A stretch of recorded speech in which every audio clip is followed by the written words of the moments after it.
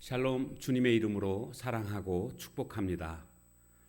오늘 우리가 함께 나눌 말씀 본문은 열왕기상 9장 10절에서 28절까지 말씀이 되겠습니다.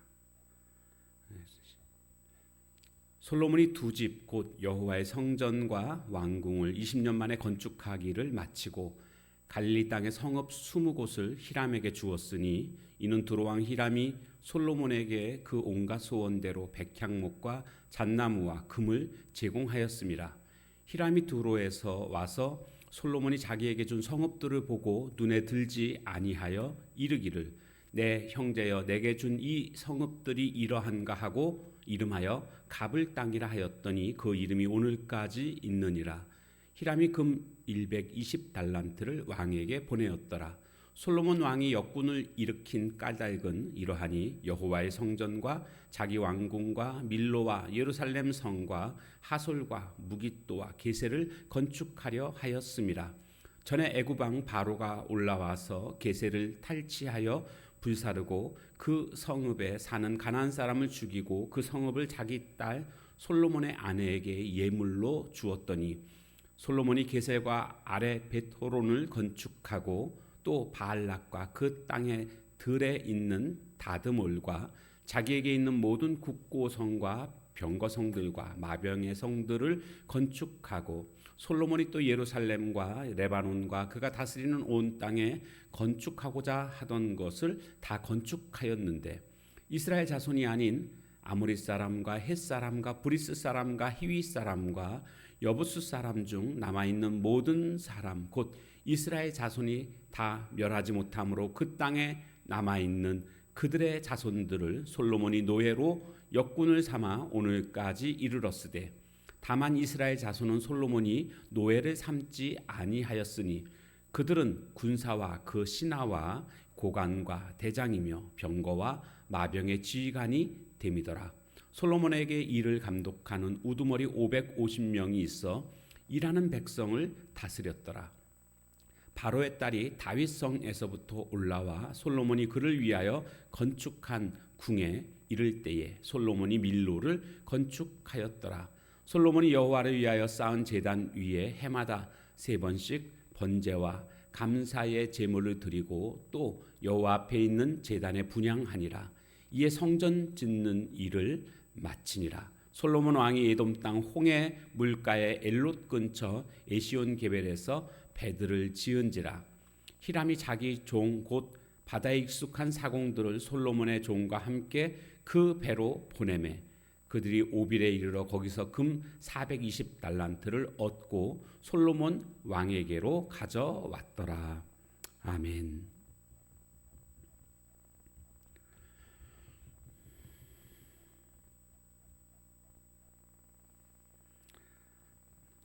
10절에 보면 솔로몬이 두 집 곧 여호와의 성전과 왕궁을 20년 만에 건축하기를 마쳤다. 이렇게 시작하고 있습니다. 20년 동안 건축하는데 온 힘을 다했습니다. 그런데 이렇게 건축할 때까지 두로 왕 히람의 도움이 컸습니다. 그가 백향목과 잣나무와 또 금을 20년 동안이나 제공해 줬습니다. 이 공사를 다 마치고 나서 솔로몬은 이 두로왕 히람에게 보답을 해야 했습니다. 그래서 그가 선택한 방법이 갈릴리에 있는 성읍 20개를 바로 제공을 하게 됩니다. 문제는 히람이 그 성읍들을 보고 눈에 들지 아니하여 이르기를 이렇게 나오고 있습니다. 그래서 그 이름을 갑을 땅이다 이렇게 이름을 지었습니다. 마음에 들지 않는 겁니다. 왜냐하면 그 땅은 별로 그렇게 쓸모있는 그런 성읍들이 아니었습니다. 쓸모없는 성읍들. 그래서 황무지 혹은 가치 없는 그런 뜻을 가지고 있는 가불이다 이렇게 이름을 짓게 된 것입니다. 우리는 여기서 솔로몬이 잘못한 것 두 가지를 발견하게 됩니다. 첫 번째는 하나님의 허락하신 땅을 이방인에게 넘겨주었다는 사실입니다. 물론 두로왕 히람이 수고한 것에 대한 보답을 하는 것은 당연한 것이지만 그것을 하나님이 약속하신 땅으로 보답하는 것은 올바른 그런 방법이 아니었습니다. 그러니까 다른 방법을 선택했어야 하는 것이죠. 그리고 또 하나는 정말 고마웠다고 한다면 상대방이 보답이 왔을 때에 기뻐해야 됩니다. 그 사람의 마음에 들어야 됩니다. 그런데 솔로몬이 지금 히람에게 보답한 것은 약소했던 겁니다. 그렇기 때문에 히람의 입장에서는 이게 마음에 들지 않은 그런 상황이 벌어지게 됐습니다. 오늘 우리는 누군가에게 은혜를 입었으면 그 은혜를 갚아야 됩니다. 은혜를 갚되 넘치게 갚아야 됩니다. 상대편이 기뻐할 수 있을 만큼 정말 내가 도와준 것이 헛되지 않았구나 이런 마음이 들 정도로 후하게 갚아줄 수 있는 그런 넉넉함이 있어야 됩니다. 솔로몬은 지금 두로왕 히람에게 그 수고에 대한 보답은 인색한 모습을 보여주고 있습니다. 이것은 오늘 우리가 잘못한 그런 모습이라고 할 수가 있습니다. 오늘 나에게 어떤 도움을 준 사람들이 있습니까? 그 사람들에게 고마움을 표현해 보십시오. 내가 할 수 있는 그래도 최선을 다해서 고마움을 표현하는 것이 우리가 올바로 살아가는 삶의 모습입니다. 자, 그런가 하면 이제 이스라엘을 다스리는 이 솔로몬의 입장에서는 많은 성들을 건축하는 모습을 보게 됩니다. 그것은 나라가 부강해지는 그런 비결이기도 합니다. 그런데 이것이 너무 과해서 어떤 일들이 벌어지는가 보니까 성전과 자기 왕궁과 밀로와 예루살렘 성과 하솔과 무기또와 게세를 건축하려 하였음이라. 그래서 어떻게 했다는 겁니까? 역군들을 일으켰다. 일꾼들을 모았다라는 겁니다. 그러니까 이런 건축을 하게 되면 많은 사람들의 그런 땀을 흘려야만 가능한 것 아닙니까? 물론 나라를 부강하게 하는 것도 중요하겠지만 솔로몬이 왕이 된 그 초심이 뭐였습니까? 어떻게 하면 백성들을 잘 섬길 수 있을까? 그래서 하나님께 지혜를 달라고 요청했던 그게 바로 솔로몬의 초심이었습니다. 그런데 왕이 되고 나서는 지금 오히려 백성들을 부려먹는 자신의 어떤 나라를 세워가는 데 있어서 백성들을 부려먹는 이런 형태로 지금 변질되고 있다는 것을 알 수가 있습니다. 내 이익을 위해서 다른 사람들에게 무거운 짐을 지우는 이런 행위는 결코 올바른 행위라고 볼 수가 없습니다. 지금 솔로몬의 초심이 변하고 있다는 것은요, 결국 결말이 좋지 않을 것이구나라는 것을 예고하고 있는 것입니다. 오늘 나는 초심을 혹시 잃지 않았는지, 하나님을 사랑했던 그 마음, 첫사랑, 그것도 역시 초심일 것입니다. 내가 직분받아서 감격해했던 그때의 마음도 역시 초심입니다. 그런데 이것이 시간이 지나면서 얼마든지 변질될 수 있다라는 겁니다. 중요한 것은 깨달았을 때 돌이키면 됩니다. 마치 죄 지었을 때 회개하면 되는 것처럼 우리가 깨닫고 돌이킬 수만 있으면 우리는 늘 초심대로 살아갈 수 있게 될 것입니다. 그런 사람의 삶은 잘 될 수밖에 없습니다. 오늘 우리의 초심을 다시 회복하는 모습이 되어야 하겠습니다. 그런가 하면 또 솔로몬이 잘못한 것이 있었는데 바로 그것은 뭐냐 하면 21절에 보니까 가나안 5 족속을 노예로 삼았다는 겁니다. 원래는 진멸했어야 합니다.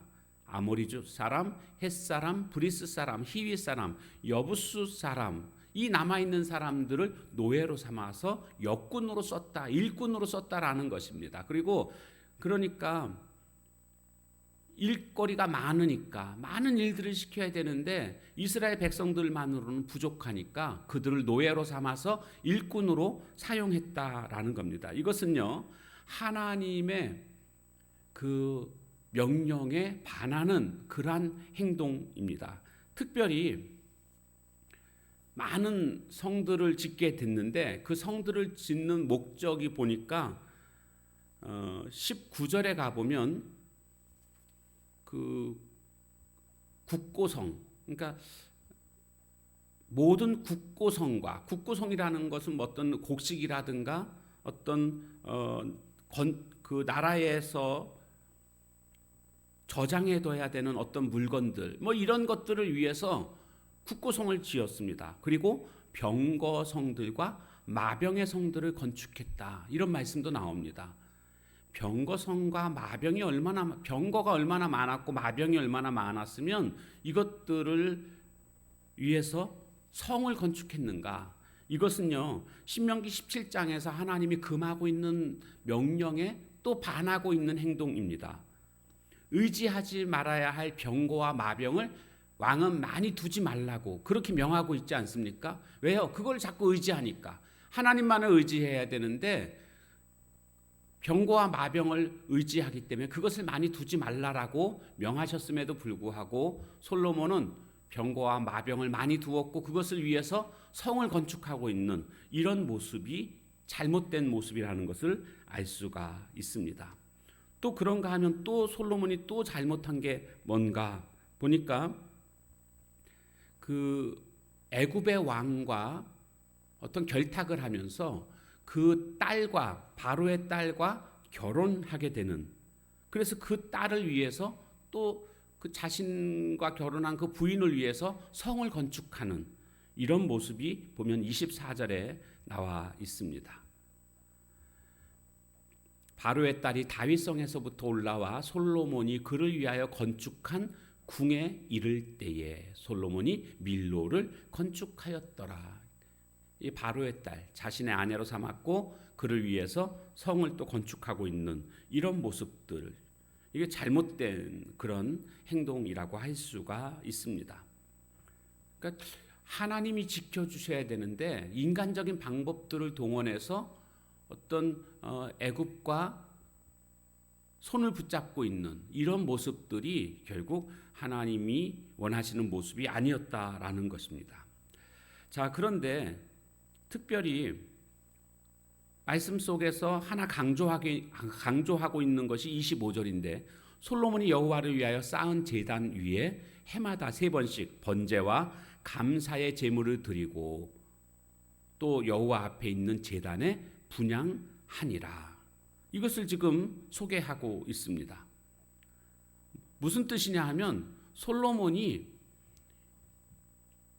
해마다 1년에 3번씩 번제와 감사의 그러한 단을 쌓았다, 감사의 제물을 드리고 여호와 앞에 분향했다, 이것을 지금 소개해주고 있습니다.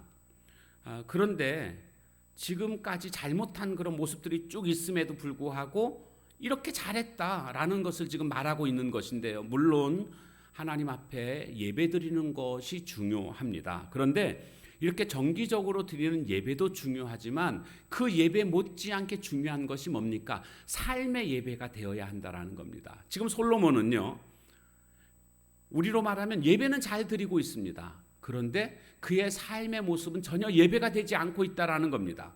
하나님이 원하시지 않는 그런 행동들을 하고 있습니다.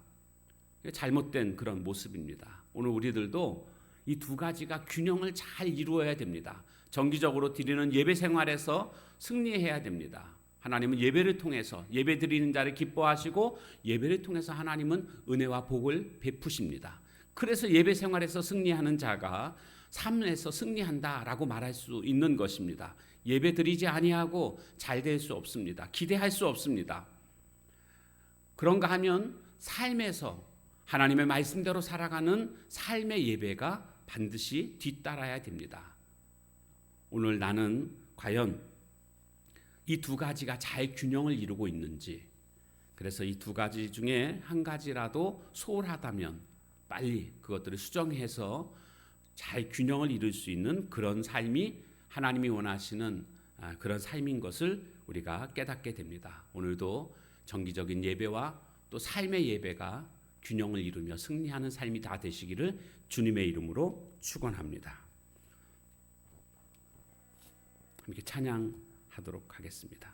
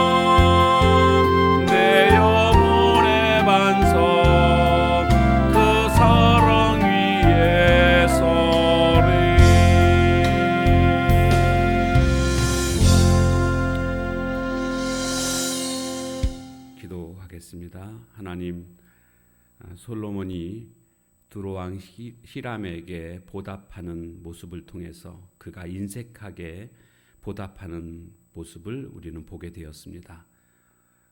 나에게 도움을 준 사람에 대해서 내가 은혜를 갚을 때에 인색한 모습이 아니라 넘치는 모습으로 고마움을 표현하는 그런 오늘 우리들의 모습이 되게 하옵소서. 또한 솔로몬은 자신의 왕국을 세워가기 위해서 백성들을 부려먹는 이런 모습을 보게 되었습니다. 일꾼으로 그렇게 백성들을 힘들게 하는, 이것은 솔로몬이 처음 왕이 됐을 때의 그 초심을 잃어버린 그런 모습인 것을 또한 발견하게 됩니다. 오늘 나는 초심을 잃어버리지 않았는지, 이 시간 자신의 삶을 다시 한번 돌아보는 시간 되게 해주시고, 주님 처음 만났을 때의 그 마음, 직분을 처음 받았을 때의 그 다짐을 회복할 수 있는 저희들 되게 하옵소서. 또한 솔로몬은 예배를 잘 드렸지만 그의 삶은 예배의 삶이 되지 못한 것도 우리가 확인하게 되었습니다. 오늘 나는 과연 예배 드리는 그런 정기적인 예배의 모습과 또 삶의 예배가 균형을 이루고 있는지, 혹시 내가 부족한 부분들이 발견되거든 빨리 회복할 수 있는, 그래서 정기적인 예배와 삶의 예배가 균형을 이루는 건강한 그런 믿음의 사람들 되게 하옵소서. 예수님의 이름으로 감사하며 간절히 기도하옵나이다. 아멘. 주신 말씀 붙들고 기도하는 시간을 갖도록 하겠습니다.